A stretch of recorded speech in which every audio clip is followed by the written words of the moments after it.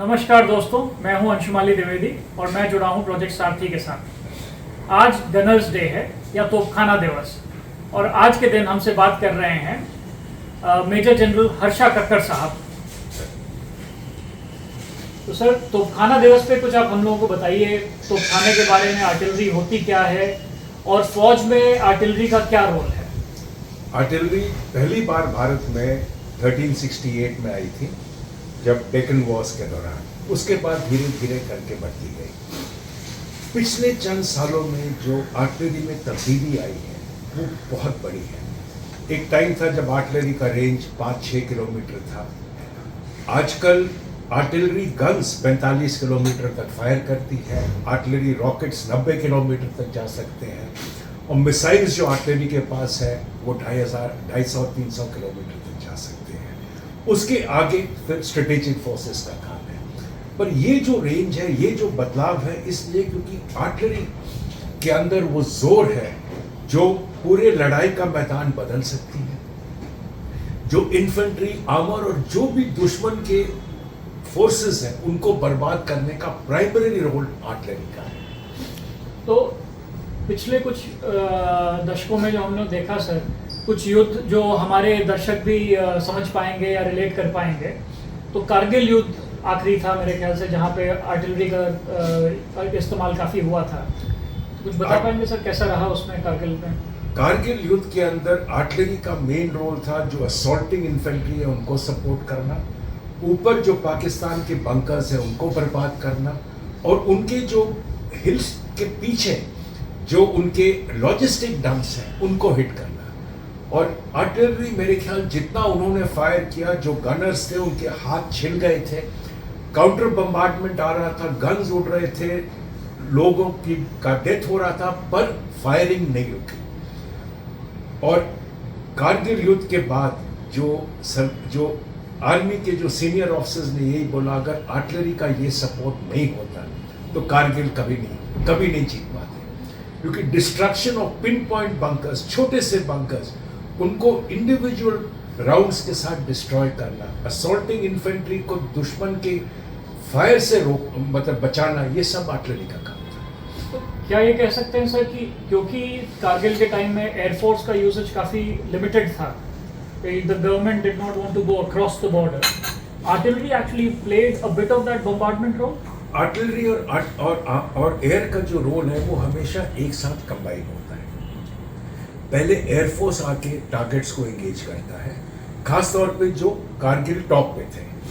दूसरी तरफ हम लोग एयरफोर्स नहीं गए। एयरफोर्स जब लिफ्ट होता है और इन्फेंट्री आगे बढ़ने लगती है, उस समय आर्टिलरी का काम आता है। नॉर्मली आर्टिलरी का बराज धीरे धीरे आगे बढ़ता है और उसके पीछे इन्फेंट्री आती है, जिससे उनको बचाव होता है, दुश्मन की बर्बादी होती है और उनकी जिंदगी का प्रोटेक्शन होता है। तो एक जो सैनिक भर्ती होता है सर सेना में, उसमें एक आर्टिलरी सैनिक में और एक इन्फेंट्री के सैनिक में और एक आर्मर्ड कोर के सैनिक में क्या फ़र्क होता है?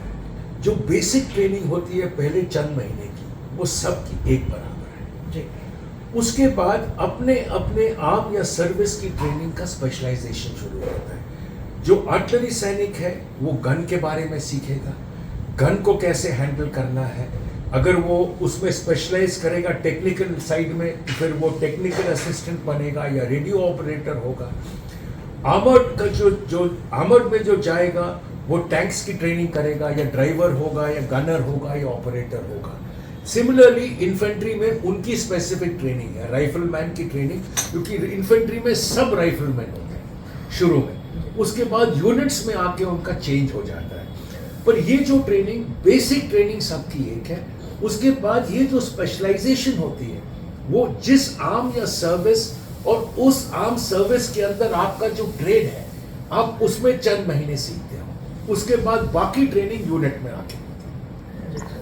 तो आपका करियर जैसे प्रोग्रेस किया सर, एक लेफ्टिनेंट के तौर पे आप या सेकंड लेफ्टिनेंट के तौर पे भर्ती हुए होंगे और आप मेजर जनरल बन के रिटायर हुए, तो आपके इतने लंबे और सक्सेसफुल करियर में कुछ अगर यादगार लम्हे आप बता पाएं? बहुत है।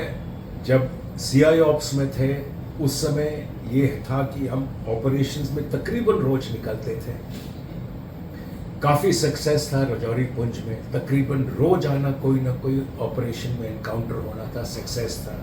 हाँ, ये एक मेजर इंसिडेंट था कि मैं एक पेट्रोल लेके निकलने वाला था और मैंने पेट्रोल का, और बेसिकली ये मिलिटेंट्स की खबर मिल गई थी तो हम लॉन्च कर रहे थे उनको न्यूट्रलाइज करने के लिए। जो मैंने रूट डिसाइड किया था उस समय एक जवान ने बताया कि सिर्फ ये रास्ता मत लेना, यहाँ पे आपके ऊपर एम्बुश लग सकता है। वो 2-2.5 साल की सर्विस का था, पर उस इलाके में 5-6 बार पेट्रोल कर चुका था और मैंने 1-2 बार किया था। उसकी बात सुनी, रूट चेंज किया और घूम के जब इस रास्ते पे आए वहीं पे एम्बुश लगा था। अगर जो मैंने डिसाइड किया था वो रास्ता लेता तो कुछ पता नहीं आज क्या होता। तो कई बार नए लड़कों का भी सुनने में बड़ी ये जानकारी रहती एक है। फौज से निकलता है, क्योंकि आपको ये याद रखना है कि कहीं से भी एडवाइस आएगी। अब जब कहते हैं कि वर्ल्ड वॉर 2 का मेजर जो ऑपरेशन था वो था डी-डे लैंडिंग नॉर्मंडी में, और आइडिया जो आया एक जवान का आया, वहां से आइडिया फ्लो हुआ और उधर से फ्लो होते होते ये नॉर्मंडी लैंडिंग हुई।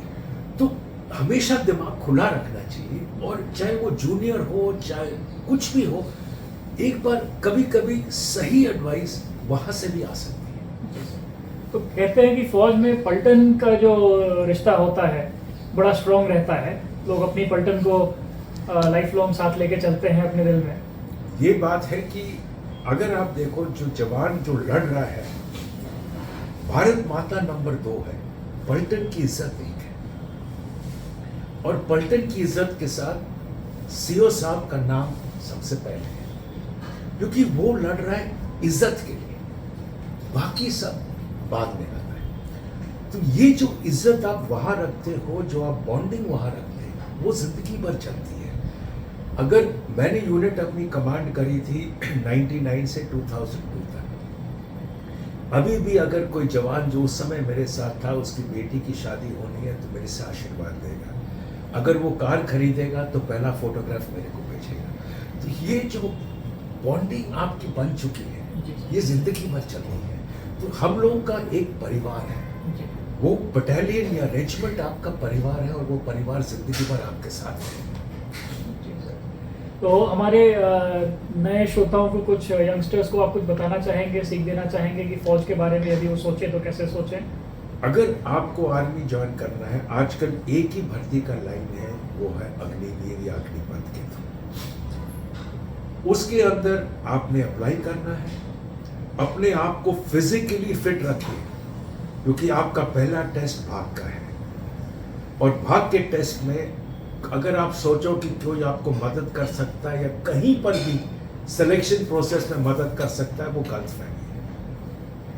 भाग के टेस्ट में जो पहले नंबर पे आएंगे, जो अलग कर दिए जाएंगे, वही लिए जाएंगे। हर कदम के ऊपर आपको अभी से ही तैयारी करनी है। ये सोचना कि भाई जब वो आएगा तब मैं देखूंगा, वो कोई तरीका नहीं है।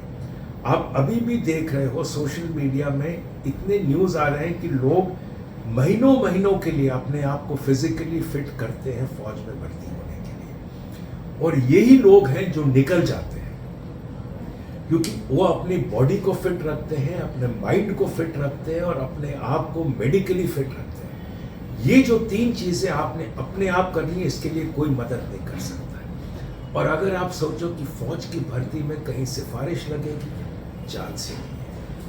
ये एक ऑर्गेनाइजेशन है जो बिना सिफारिश, बिना 1 पैसे लिए आपको ले सकता है, पर उसके लिए आपको काबिल और फिट अपने आप करना पड़ेगा।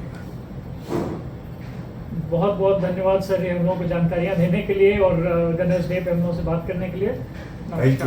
धन्यवाद।